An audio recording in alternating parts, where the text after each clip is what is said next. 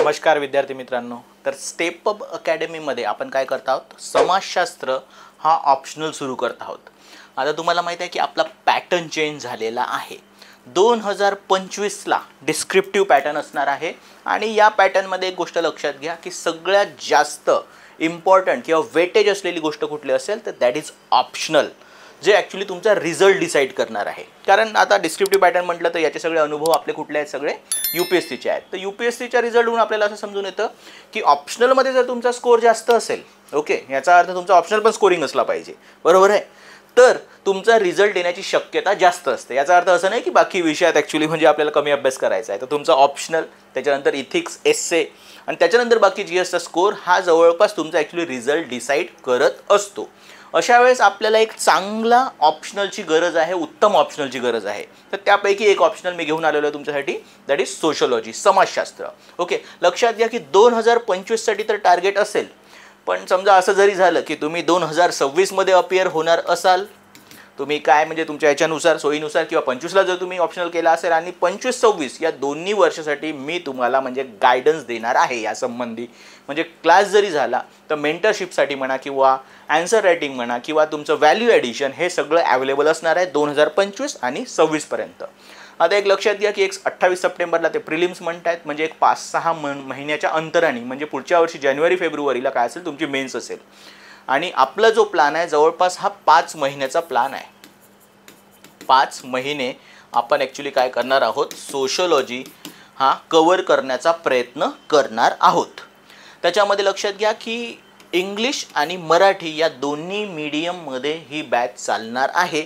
आणि याचे जे नोट्सचे सॅम्पल आहेत, एक तर तुम्ही पुण्यामध्ये असाल तर मला येऊन भेटा ॲक्च्युली स्टेपअप अकॅडमीला, किंवा स्टेपअप अकॅडमीला तुम्ही भेट द्या, तुम्हाला नोट्सचं सॅम्पल मिळेल. किंवा आपले जे टेलिग्रामचे ग्रुप आहेत स्टेपअप अकॅडमी डिस्क्रिप्टिव्ह, किंवा माझा जो ग्रुप आहे सोशलॉजीचा, तिथे तुम्हाला त्याचं सॅम्पल मिळू शकतं. इंग्लिशचं वेगळे सॅम्पल आहेत, मराठीचे वेगळे सॅम्पल आहेत.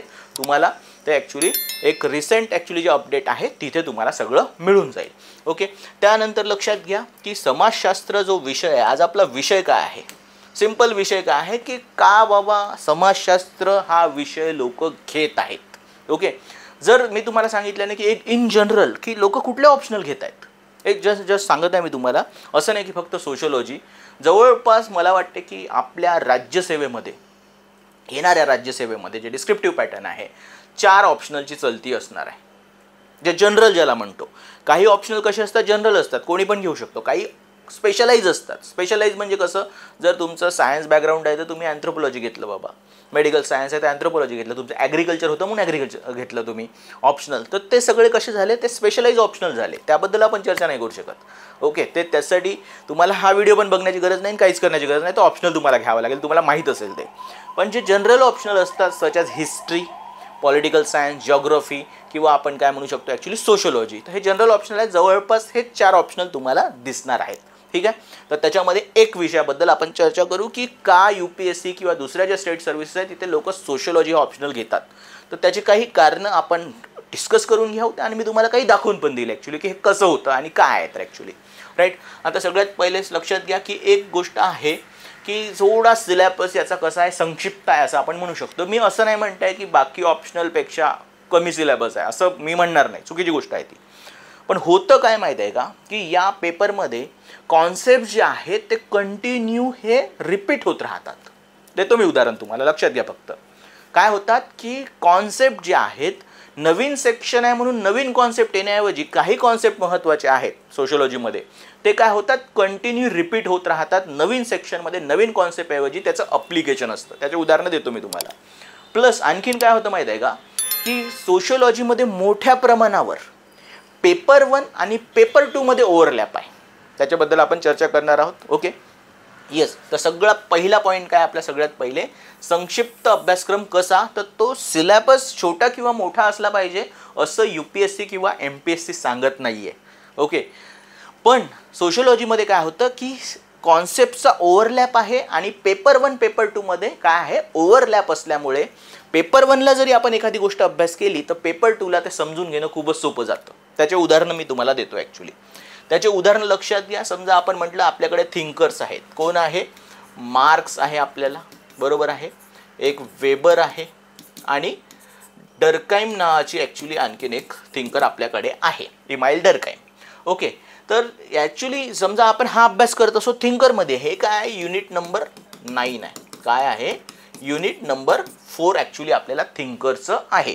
तर याच्यामध्ये काय होईल की एकदा आपल्याला हे कॉन्सेप्ट जर समजून आले, मार्क्स काय म्हणतो, वेबरचा अप्रोच काय आहे, डर्काईमचा अप्रोच काय आहे, पर्स्पेक्टिव्ह ज्याला आपण म्हणू शकतो, थेरी म्हणू शकतो. ओके, तर मग हेच कॉन्सेप्ट आपल्याला काय करायचे आहे की जे नेक्स्ट युनिट आहे, समजा धर्म, त्याच्यानंतर स्तरीकरण, सत्ता, कुटुंब, इवन विवाह किंवा सामाजिक बदल,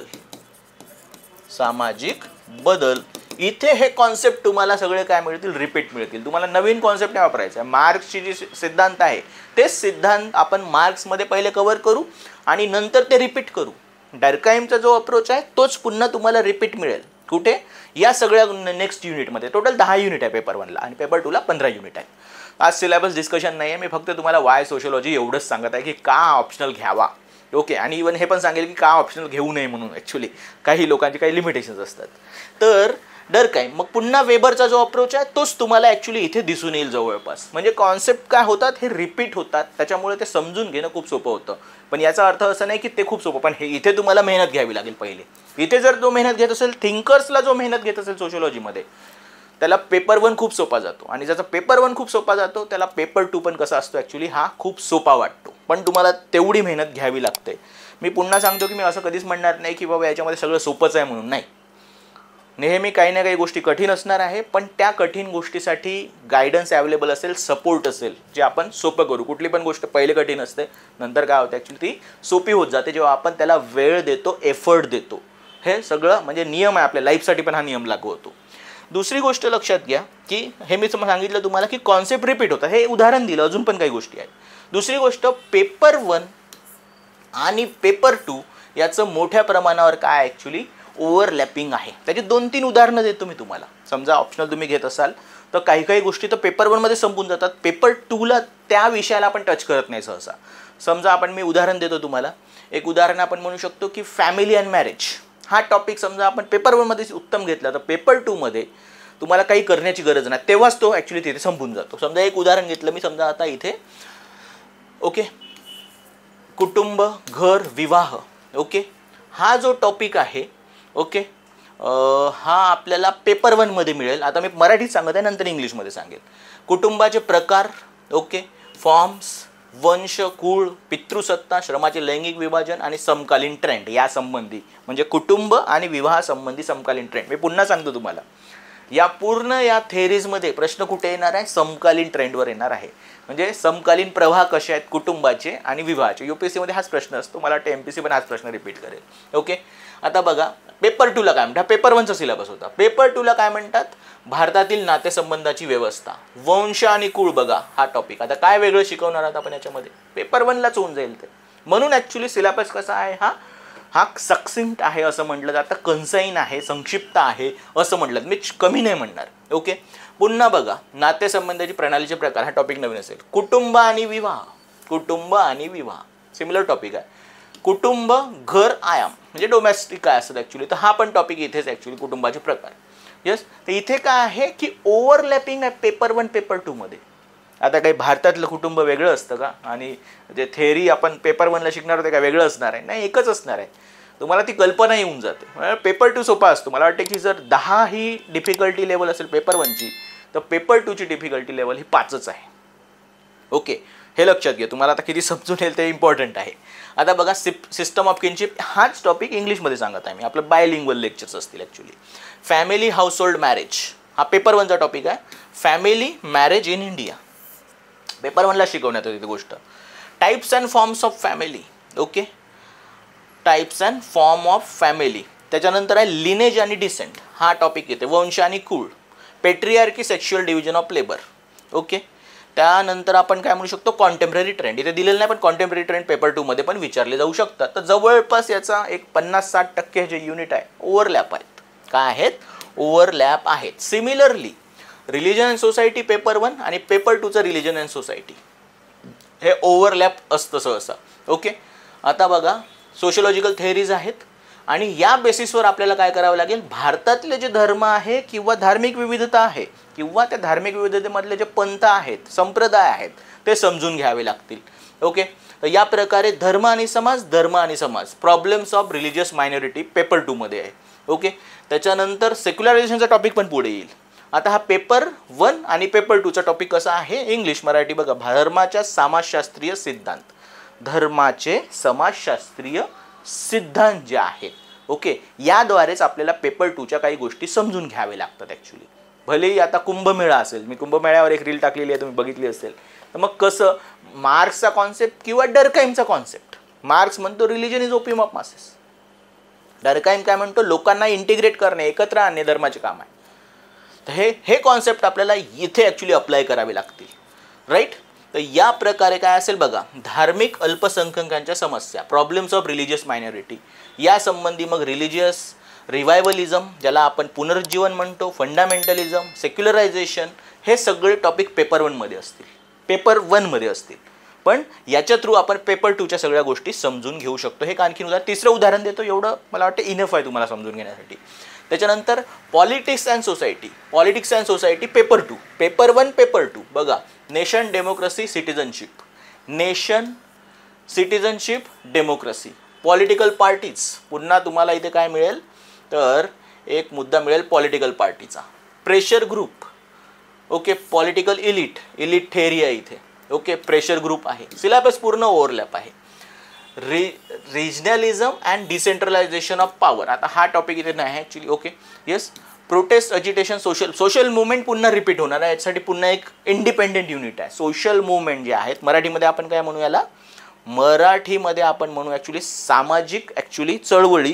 तर पेपर 1 मध्ये थेअरी आहे, पेपर 2 मध्ये मग ॲक्च्युली वेगवेगळ्या चळवळी तुम्हाला दिलेल्या आहेत. तर पेपर 1च चॅलेंजिंग आहे तसं बघितलं तर, पेपर 2 एवढं चॅलेंजिंग तुम्हाला वाटणार नाही पेपर 1 मुळे.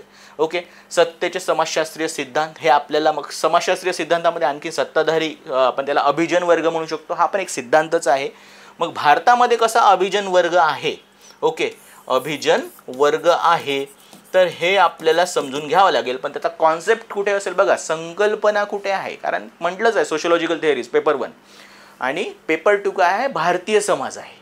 त्यामुळे थेअरीज पेपर 1 मध्ये होतात आणि त्याचं अप्लिकेशन इझिली, त्या संकल्पनेचं अप्लिकेशन तुम्ही पेपर 2 मध्ये करायचं आहे. त्यामुळे काय होतं की सिलेबस जोडून असल्यामुळे नवीन जसं एखादी दुसरा विषय असेल, मी कोणा दुसऱ्या विषयाबद्दल बोलू शकत नाही, पण प्रत्येक याच्यामध्ये काय नवीन कॉन्सेप्ट येईल, सेक्शन ए मध्ये, सेक्शन बी मध्ये. ओके, पेपर 1 पेपर 2 मध्ये इथे तसं होत नाही. तुम्हाला कमी संकल्पनांचा अभ्यास आणि त्याचं अप्लिकेशन जास्त करायचं आहे. त्यामुळे काय होतो की ओव्हरऑल जो सिलेबस आहे तो शॉर्टन होत जातो. मग आपण काय म्हटलं ॲक्च्युली, संक्षिप्त अभ्यासक्रम, हा मुद्दा लक्षात आला तुमच्या. कशामुळे, कारण संकल्पना ह्या रिपीट होतात पेपर 1 मध्ये आणि पुन्हा पेपर 1 आणि पेपर 2 मध्ये सिलेबस कसा आहे, हा वेल कनेक्टेड आहे. ओके, जसं आणखीन एक उदाहरण मी द्यायचं विसरलो. जसं आता बघा की हा सिलेबस जवळपास कसा आहे, सिमिलर आहे पेपर 1 पेपर 2, कशाचा, पॉलिटिक्स अँड सोसायटीचा. पण एक मुद्दा लक्षात घ्या की पेपर 2 मध्ये या संबंधी अशा थेअरीज खूप जास्त नाहीच आहेत ना, थेअरी पेपर 1ला आहेत. मग इथे करंट अफेअरची एखादी गोष्ट असेल, समजा आपण याच्यातले मुद्दे घेतले, सेक्युलरायझेशनवर प्रश्न येऊ शकतो, किंवा सिटिझनशिप संबंधी काही वाद होता भारतामध्ये, नागरिकत्व, ओके, या संबंधी काही वाद होता भारतामध्ये, सध्या NRCचा विषय असतो, national register of citizen, okay, CAA, citizen amendment bill.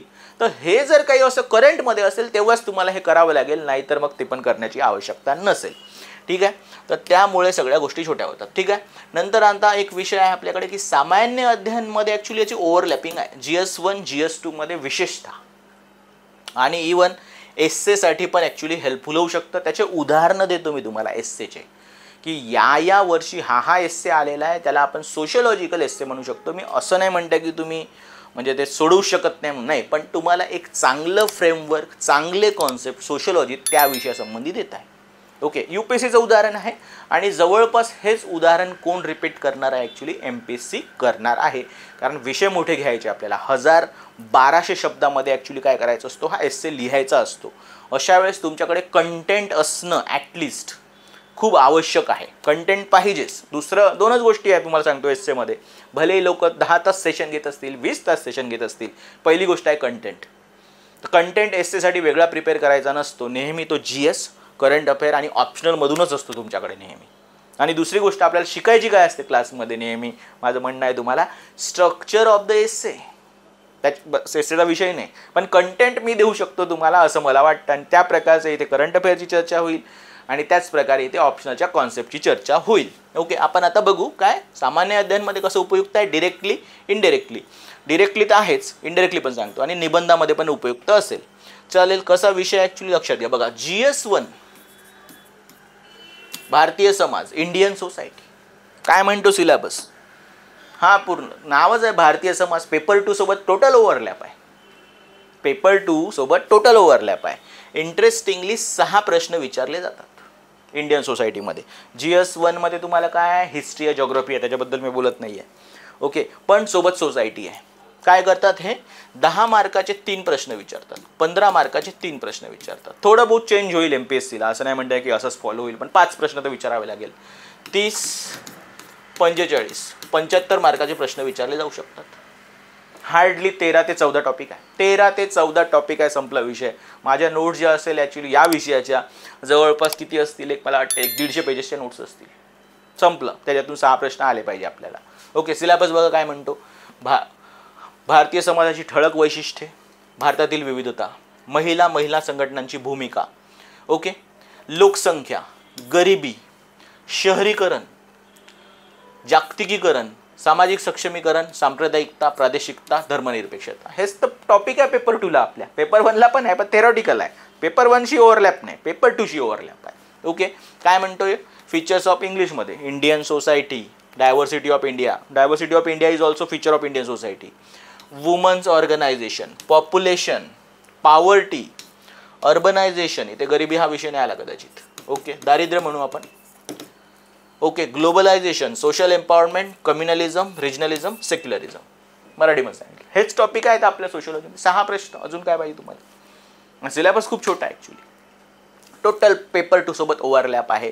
सारख्याच संकल्पना. पेपर 2 थोडंसा डीप असेल मी म्हणेल, पण तो डीप असेल तर हे तुम्हाला इझीच जाणार आहे. ओके, हे तुम्हाला इझी जाईल. तर GS1 मध्ये ही गोष्ट ओव्हरलॅप होते. GS2चा सिलेबस बघा, शॉर्टमध्ये एकदम. आणि याच्याबद्दल हे मोठं झालं थोडंसं, पण health, education, human resources, poverty and hunger. Poverty paper 1ला पण होतं आणि पॉवर्टी पेपर म्हणजे GS1ला पण पॉवर्टी आहे, GS2ला पण पॉवर्टी आहे. दाखवून दिलं मी तुम्हाला. ओके, इवन ऑप्शनल पेपर जो आहे आपला, पेपर 1ला पण पॉवर्टी आहे, पेपर 2ला पण पॉवर्टी आहे. ठीक आहे, ग्रेट. विचार करा की किती मिळतं जुळतं असेल. Okay, yes. आता बघा, आरोग्य, शिक्षण, मानव संसाधन, भूक आणि गरिबी. हे आपलेच टॉपिक आहेत, समाजशास्त्रीय टॉपिक आहे ॲक्च्युली. समाजशास्त्रीय अँगलमधूनच हे दिलेले आहेत. आणखीन गरिबी इकॉनॉमिक्समध्ये पण आहे, लक्षात घ्या. तो विषय आपला नाही आहे. ओके, गरिबी बघा सगळ्या ठिकाणी आहे, पूर्ण भारतात आहे, जगात आहे, म्हणून आपल्या सगळ्या GSला गरिबी आहे ॲक्च्युली. ऑप्शनलला पण गरिबी आहे. तर हे झाले डिरेक्ट टॉपिक. आणि GS1ला मी काय म्हटलं तुम्हाला, 6 प्रश्न, GS2ला 3-4 प्रश्न, टोटल 10 प्रश्न म्हणू शकतो. 125 आहेत रे बाबा मार्क्स आहे. अर्धा पेपर आहे GSचा. अजून काय पाहिजे आपल्याला, राईट. त्याच्यानंतर ठीक आहे, लक्षात आलं की ओव्हरलॅपिंग कसं आहे. ओव्हरलॅपिंग हा विषय तुमच्या लक्षात आला असेल. आता एस्सेला कसं हेल्पफुल आहे याबद्दल आपण चर्चा करू. काही एस्से हे सोशिओलॉजिकलच आहे असं माझं म्हणणं आहे, काही एस्से फिलॉसॉफिकल आहे, एखादी दुसरा पण विषय असू शकतो, पण मेन एस्से रेग्युलर फिलॉसॉफिकल आहेत, सोशिओलॉजिकल आहेत. जसं ज्या प्रकारे मी सोशल मीडियाचा टॉपिक घेतो. ओके, म्हणजे सोशल मीडियाचा टॉपिक मी का घेतो, लिहिलेलं नाही आहे कुठे, पण आता 2 गोष्टी, सोशल मुवमेंट हे आज सोशल मीडियावर जास्त आहे, आणि दुसरं मार्क्सिस्ट अप्रोच पण ॲक्च्युली याचं ॲनालिसिस करतो, जे सेशनमध्ये होतं सहसा. एसे सिंपल होता, social media triggering fear of missing out. पहिली गोष्ट लक्षात घ्या की एसेचं स्ट्रक्चर कसं असतं की आपल्याला सेक्शन ए आणि सेक्शन बी असतात, आणि त्याच्यामधला 4 एसे असतात. सेक्शन एला 4, सेक्शन बीला 4. ओके, याच्यापैकी तुम्हाला एक आणि इथून एक एस्से लिहायचा असतो ॲक्च्युली, आणि एक एस्से आहे 125 मार्कला, दुसरा 125, असं 250 मार्कचे ॲक्च्युली एसे स्ट्रक्चर त्यांनी आपल्याला म्हणजे पेपरचं स्ट्रक्चर सांगितलेलं आहे. माझं म्हणणं आहे की एखाद एस्से जरी मिळाला सोशिओलॉजिकल तरी सफिशियंट आहे. तुम्हाला सगळं करण्याची गरज नाही ॲक्च्युली, की बाबा दोन्ही मिळतील का सोशलॉजी, ते नशिबाचा भाग आहे, ते पण उदाहरण देतो मी तुम्हाला. पण एक 125 जरी मिळाला तुम्हाला, GS1 GS2चं सोशल जस्टिस आणि भारतीय समाज 125 500 मार्क्स होतात. हाच कंटेंट असेल जवळपास. ओके, तर हा समजा आपण सेक्शन बी मध्ये एसे आलेला होता की सोशल मीडियामध्ये काय होतं, तरुणांमध्ये fear of missing out, FOMO वाढवत आहे, यामुळे नैराश्य आणि एकाकीपणा निर्माण होतो. याबद्दलची चर्चा मी दरवर्षीच घेतो ऑप्शनलमध्ये. फेसबुक सिंड्रोम नावाची गोष्ट एक्झिस्ट करते, ते शिकवण्यात येतं. किंवा आपण कसं कंपेअर करतो सोशल मीडियावर एकामेकासोबत, तर त्यालाच, आणि मग आपण कुठेतरी लेसर फील करतो, कमीपणा वाटतो आपल्याला, त्यालाच आपण काय पण ते करायला पाहिजे, त्यालाच तर फोमो म्हणतात. हा विषय घेण्यात येतो आणि सोशलॉजी त्यासोबत डील करते ॲक्च्युली, राईट. तर हा एस्से जवळपास याचा अर्धा कंटेंट तरी होऊ शकतो, बाकी ते तुमचे ऑब्झर्वेशन पण मॅटर करतात. सोशल मीडियात हा टॉपिक जवळचा आहे ना सगळ्या स्टुडंटच्या जवळपास. आपण त्याच्यामध्ये माहिती आहे ना, रील्स बघत असतो, रील्स के नशे असतात आपल्याला खूप जास्त, हे तुम्हाला माहीत पाहिजे. ओके, आता बघा, तो झाला 2024चं उदाहरण झालं ॲक्च्युली. आता आपण काय म्हणायचं की 2023चे काय उदाहरण आहे. सेक्शन बी मध्ये बघा 4 एस्से होते, 4ही एस्से आपले नाही आहेत, लक्षात, मी सांगत आहे तुम्हाला. ओके, पण हा एस्से बघा, girls are weighted down by restriction, boys with demands किंवा burden to equally help harmful discipline. आता हा टॉपिक जर सोशलॉजीचा नसेल तर कशाचा असेल ना. म्हणजे मुलांकडे काय आहे ॲक्च्युली, खूपच जास्त डिमांड आहे की हे कंप्लीट झालं पाहिजे, ते करिअर झालं पाहिजे, अशा प्रकारच्या गोष्टी झाल्या पाहिजे. आणि मुलींना काय आहे की ॲक्च्युली रिस्ट्रिक्शन जास्त आहे, त्यालाच पितृसत्ता वगैरे असं म्हणता येईल आपल्याला. पण मग त्या तुम्हाला वेगवेगळ्या अँगलनी एक्सप्लेन करायचं आहे. हा पूर्ण टॉपिक मी काय म्हणतो तुम्हाला 1200, पण समजा सोशलॉजी ऑप्शनल असेल तर तुम्ही 2000 शब्द लिहू शकता याच्यावर. हे तर मान्य करावं लागेल की हा सोशलॉजिकल एस्से आहे, ठीक आहे. त्याच्यात आपल्याला थेअरी नाही द्यायची आहे, पण आपल्याला मांडायचं आहे ते GS प्रमाणे, ठीक आहे. ओके, आता हा एस्से आपला नाही आहे दादा. ओके, आता बघा, नावातच आहे, a society that has more justice is a society that needs less charity. नावातच आहे, पण तुम्ही हे 4 पैकी एकच सोडवू शकता. पुन्हा, education is what remains after one has forgotten what one has learn in school. शिक्षण काय आहे, तुम्ही शाळेतून जेव्हा बाहेर निघता जे तुमच्यासोबत राहिलं ते ॲक्च्युली शिक्षण आहे. पूर्ण एज्युकेशनवर डरकाईम काय म्हणतो, म्हणजे प्रकार्यवाद काय म्हणतो, मार्क्स काय म्हणतो, बाकी काय म्हणतात, ह्या सगळ्या गोष्टी अवेलेबल आहे. आणि रॅडिकल अप्रोच असतो मार्क्सिस्टमध्ये. त्यांनी 3-4 थिंकर आपल्याकडे आहे, लुई ऑल्थुसर आहे, जेंटिस आहे, मार्क्स आहे, की ते काय सांगतात एज्युकेशनबद्दल. त्याच्यातून तुमचा एक चांगला फ्रेमवर्क या एस्सेचा क्रिएट होऊ शकतो. शिक्षण हा आपला एस्से नाही तर कोणाचा एस्से असेल ॲक्च्युली. मी असं नाही म्हणतं की बाकी लोक लिहू शकत नाही, फक्त तुम्हाला थोडंसं जास्त कंटेंट मिळेल. ओके, जास्त कंटेंट मिळेल. 23-21 सेक्शन ए. ओके, पुन्हा टेक्नॉलॉजिकली आउटसोर्स आहे, काय प्रोसेस ऑफ सेल्फ डिस्कवरी. तर याच्यामध्ये सोशल मीडियाचा इम्पॅक्ट काय आहे आपल्याला समजायला पाहिजे. आज सोशल मीडियावर सेल्फ डिस्कवरीवर खूप जास्त फोकस केला जातो ॲक्च्युली, ठीक आहे. तर सोशल मीडियाचं पुन्हा आहे. ओके, आता बघा, इथे एक आहे, your perception of me is reflection of you and my reaction to you is an awareness of me. Simple मीडची थेअरी आहे ॲक्च्युली. मी असं नाही म्हणतं की फक्त मीड सांगत आहे म्हणून, सायकोलॉजिकल आहे तसा कॉन्सेप्ट ओव्हरऑल. पण मीडच्या थेअरीमध्ये जी सोशलायझेशनची थेअरी आहे, सामाजिकीकरणाची थेअरी आहे, त्याच्यामध्ये हा कंटेक्स्ट तुम्हाला सापडतो. काही नाही काही तर कमीत कमी तुम्हाला एस्से तरी समजून जाईल. समजा तुम्ही डरकाईम केला, मीड केला असेल तर जॉर्ज हर्बर्ट मीड असं आपल्या एका थिंकरचं नाव आहे. ओके, त्याची आय मी आणि सोशलायझेशनची थेअरी आहे की कसं सोशलायझेशनमध्ये आपण पार्टिसिपेट करतो. ओके, किंवा लुकिंग ग्लास सेल्फ, चार्ल्स कुले नावाची व्यक्ती आहे. हाच कॉन्सेप्ट वापरण्यात आलेला आहे. एस्से तुम्हाला आता नाही समजणार, ओके, पण वेळ लागेल, पण सांगत आहे हेल्प. ओके, पण सेक्शन बी मध्ये आणखीन एक एस्से होता, hand that Roxx the cradle rules the world. याच्यात तर सेक्शन ए मध्ये पण एक अवेलेबल आहे, सेक्शन बी मध्ये पण अवेलेबल. लकची गोष्ट आहे ती आता. ओके, पुन्हा 2020 there can be no social justice. बघा, सोशल जस्टिसचा टॉपिक कसा रिपीट झालेला आहे. Without economic prosperity, but economic prosperity without social justice is meaningless. भरपूर कंटेक्स्ट आहे याच्यामध्ये, भरपूर उदाहरणं आहेत आपल्या आजूबाजूची. ओके, पण मुद्दा महत्त्वाचा काय लक्षात घ्या, मुद्दा आहे की सोशलॉजिकल एस्से आहे, ठीक आहे, सेक्शन बी मध्ये. आणि पुन्हा तिसरा एस्से होता, patriarchy is at least notice eight the most significant structure of society. List notice म्हणते, मला तर UPSCचा एस्सेच नाही समजला. पेट्रियार्की लिस्ट नोटीस आहे, सगळ्यांना माहीत आहे यार, जाती व्यवस्था आणि पितृसत्ता. हे ॲक्च्युली हे सगळ्यात जास्त डिस्कस जे आहे ते टॉपिक आहेत. लिस्ट नोटीस तर मला कधी वाटलं नाही, पण UPSCने म्हटलं ठीक आहे, पण पेट्रियार्की संबंधी पूर्ण चर्चा, पेपर 1 पेपर 2 डिटेल. म्हणजे मी त्या नॉलेजवर UPSCला म्हणते की तुम्ही असा एस्से कसा काढला म्हणून, ॲक्च्युली होऊच नाही शकत लिस्ट नोटीस म्हणून. तर या प्रकारचं पूर्ण कंटेंट तुम्हाला अवेलेबल असेल. हा आपला आता एक एस्से मिळणे, मिनिमम एक एस्से मिळणे एक गॅरंटी असू शकते. 2 असेल तर खूपच चांगला आहे, पण तो नशिबाचा भाग झाला. ओके, आपण काय म्हणू शकतो. येस, आता बघा पुन्हा सोसायटी, हा सेक्शन बी बघा, नशिबाचा भाग. South Asian societies are woven not around the state but around their plural culture and plural identity. South Asian society कशा आहेत, ह्या विविधतेवर आधारित आहेत. युनिफॉर्म सिव्हिल कोड पण हा टॉपिक याच्याशी रिलेटेड आहे. 1 नेशन 1 लॉ, 1 नेशन 1 लँग्वेज हे टॉपिक रिलेटेड आहेत. पाकिस्तान डायव्हर्सिटी आहे, साऊथ एशियन नेशन म्हटलेलं आहे. रिलिजियस कन्फ्लिक्ट आहेत, लिंग्विस्टिक इथनिक कन्फ्लिक्ट आहेत, पण त्यांना सामावून घेण्यासाठी त्यांनी प्रयत्न केला. प्रॅक्टिस होत नाही ती वेगळी गोष्ट आहे. भारतामध्ये सेम आहे, इंडियन कॉन्स्टिट्यूशन हेच प्लुरल आयडेंटिटी प्रोटेक्ट करण्याचा प्रयत्न करतं. नेपाळमध्ये पण इथनिक डायव्हर्सिटी आहे. बांगलादेश तुम्ही बघत आहे आता, रिलिजियस मायनॉरिटीजचं कसं पर्सिक्युशन होत आहे, हिंदूचं पर्टिक्युलरली. म्यानमारमध्ये पण 183 इथनिसिटीज आहेत total. Sri Lanka same, Tamil plus Sri Lankan Sinhalese वाद आहे, आणि कॉन्स्टिट्यूशननी त्याला प्रोटेक्ट केलं पाहिजे असे प्रयत्न झाले पाहिजे असं तमिल मायनॉरिटीचं म्हणणं होतं. पूर्ण एस्से तुम्हाला अवेलेबल होता. Neglect of primary health education घ्या, सोशल जस्टिसचा टॉपिक आहे. Bias media is real threat to Indian democracy, सांगण्याची गरज नाही आहे. Nation wants no. मीडिया पूर्णच चर्चा होते आपल्या याच्यामध्ये, रॅडिकल अप्रोच असतो ॲक्च्युली पूर्ण.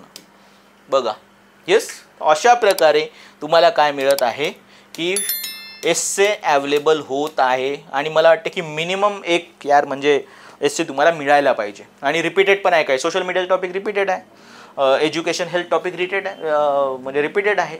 ओके, व्हायला पाहिजे, राईट. तर आपण काय चर्चा केली, संक्षिप्त अभ्यासक्रम उपयुक्त कसा आहे. इवन इनडायरेक्टली पण GS3चे टॉपिक आहे, सच एज इंटरनल सिक्युरिटी. त्याच्यामध्ये जो जे थ्रेट आहे to internal security such as terrorism, हा टॉपिक आपल्या इकडे होतो. Militancy in Jammu and Kashmir, insurgency in north east, नक्सलिझममध्ये आयडियोलॉजी मार्क्सिस्टच आहे, तुम्हाला माहीत आहे, तर त्याची पण चर्चा इथे होते. बॉर्डर मॅनेजमेंट आपल्याशी रिलेटेड नाही, पण इंटरनल सिक्युरिटी जे थ्रेट आहेत ना, त्याची जवळपास सगळंच म्हणजे आयडियोलॉजिकल जी चर्चा आहे ती इथे होते.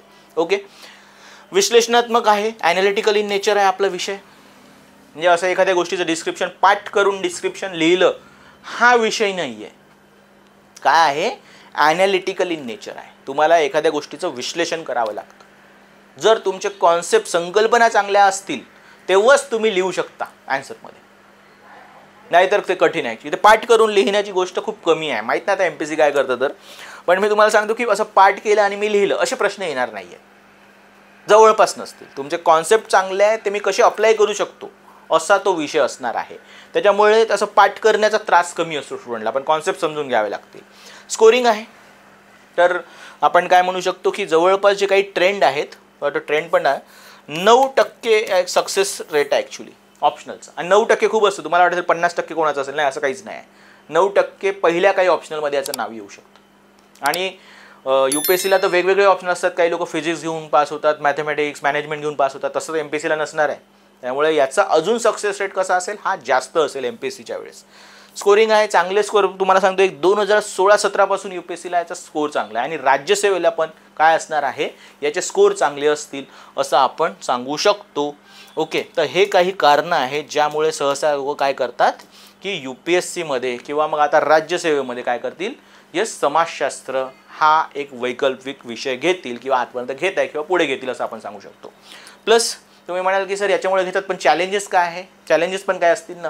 चॅलेंजेस आहे ॲक्च्युली करंट अफेअर पण करावे लागतात आणि त्याचं समाजशास्त्रीय विश्लेषण पण करावं लागतं. Sociological analysis of current affair, जसं मी तुम्हाला कुंभमेळ्याचं उदाहरण आत्ता दिलेलं आहे, आपल्या ग्रुपवर पण आलेलं आहे, तुम्हाला माहीत आहे. कुंभमेळा, मार्क्स काय म्हणेल, religion is opium of masses. दुसरं डरकाईम काय म्हणेल, लोकांना एकत्र आणणे. बस एवढंच आहे, पण हे सतत करावं लागतं. जेव्हा क्लासमध्ये तुम्ही असाल ते ॲनालिसिस करून देणं हे माझं काम आहे. इवन तुमची एक्झाम येईपर्यंत ॲनालिसिस करून देणं माझं काम आहे. पण समजा तुम्ही त्याच्या बाहेर पडले, मग ते चॅलेंजिंग होतं, ते मग तुमचं चॅलेंज झालं ॲक्च्युली. तो पण ते माझं चॅलेंज असेल तुमच्यासाठी. हे करावं लागतं. ओके, कारण बघा समाजशास्त्र, समाजामध्ये काय गोष्टी होत आहे हे तर आपण लक्ष ठेवायला पाहिजे आणि कॉमन सेन्स अप्रोच आहे तो. तर समाजशास्त्रीय तुम्हाला विश्लेषण करायचं आहे. इवन मी तुम्हाला माहिती आहे एक इन्फॉर्मेशन तुम्हाला दिली होती की IIT बाबा आणि मार्क्सचा परात्मवाद, आणि याच प्रकारे आणखीन पण इन्फॉर्मेशन तुम्हाला भेटत राहील.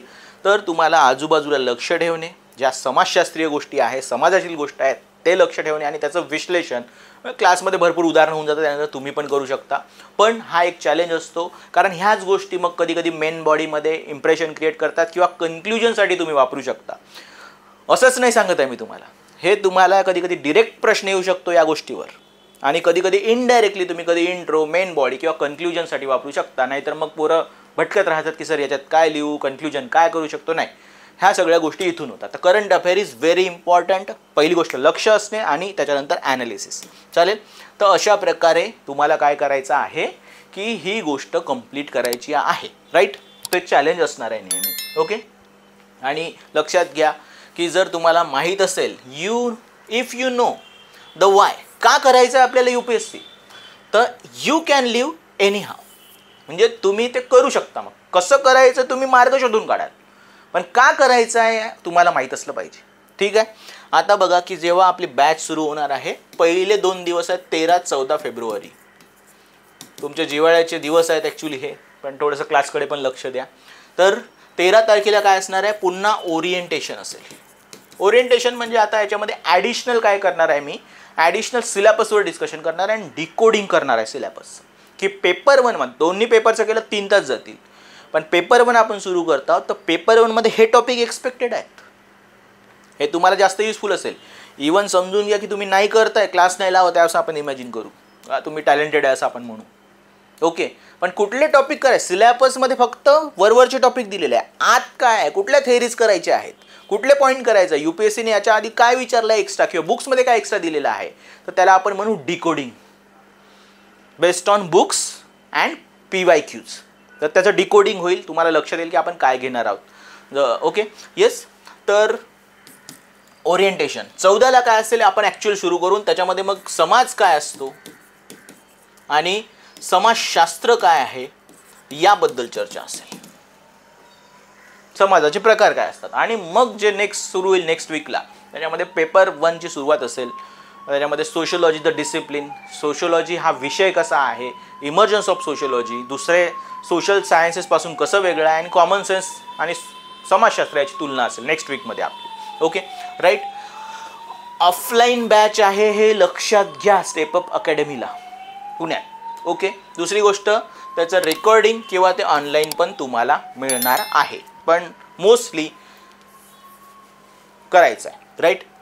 मराठी आणि इंग्लिश असेल याचे सॅम्पल स्टेपअप अकॅडमीच्या टेलिग्राम चॅनलला आहे की नोट्सचं फॉर्मॅट कसं आहे. अजून तुम्हाला नोट्स पाहिजे असेल तर तुम्ही ते तिथे अजून मिळतील तुम्हाला या वीकमध्ये, पुढच्या वीकमध्ये पण.